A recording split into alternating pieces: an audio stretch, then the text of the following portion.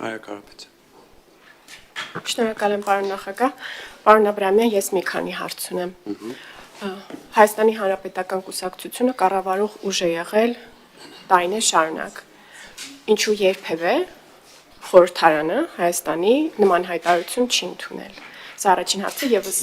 մեկը տամ, հերքեք իմ հետևյալ պնդումը, եթե սխալվում եմ,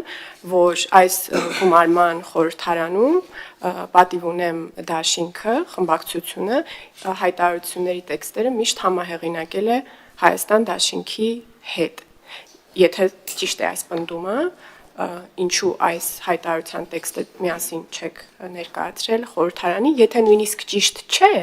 ապա նշեք որոնք էին բացառությունները եւ տրամաբանությունը։ Պարոն Ամիջանյան, մի զարմացեք, 2026 թվականի արտահերթ ընտրությունները մոտենում են եւ մենք պետք է բարձր ազդարարենք Հայաստանի ժողովրդին, որ այս երկու դաշինքների տրամադրվածությունն է այդ ընտրություններում հանդես գալ իբրև թե միմյանցից գաղափարապես կամ ինչ-որ սկզբունքային հարցում տարբերվող ուժեր։ Շնորհակալ եմ։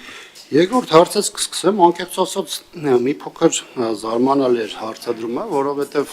խորհրդանում այս 4 տարիների ընթացքում եղել են բավականին նախաձեռնություններ,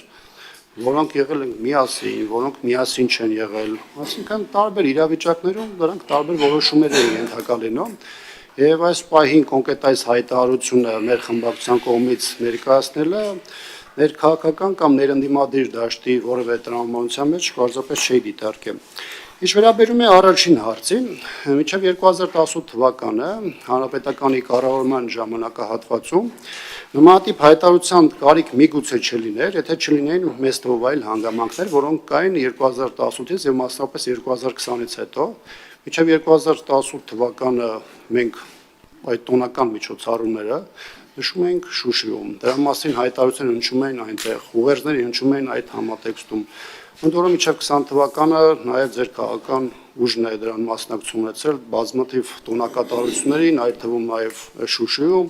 Շուշիի ազատագրման առիթով 18 թվականին, 19 թվականին, 20-ին չեմ հիշում, բայց մի երկու տարի նաև մասնակցություն ունեցել է եւ այս ընթացքում մինչև 18-ը եւ 18-ից հետո, այսինքն հանրապետականի կառավարման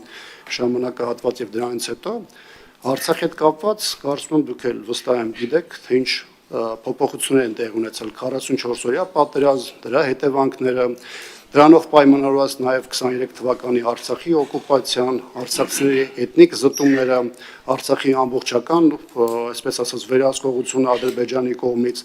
դրանից հետո Ադրբեջանի շարունակվող ատելությունը, ագրեսիան, որը մինչև այսօր էլ արտահայտվում է ոչ միայն առասարակ հայ ժողովրդի նկատմամբ, այլ նաև արտահայտվում է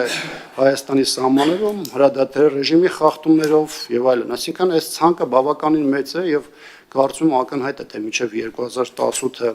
ինչի կարող էր հայտարարության ձևով չհնչեր օրինակ ուղերձներ եւ 2018-ից հետո օրինակ հնչեին։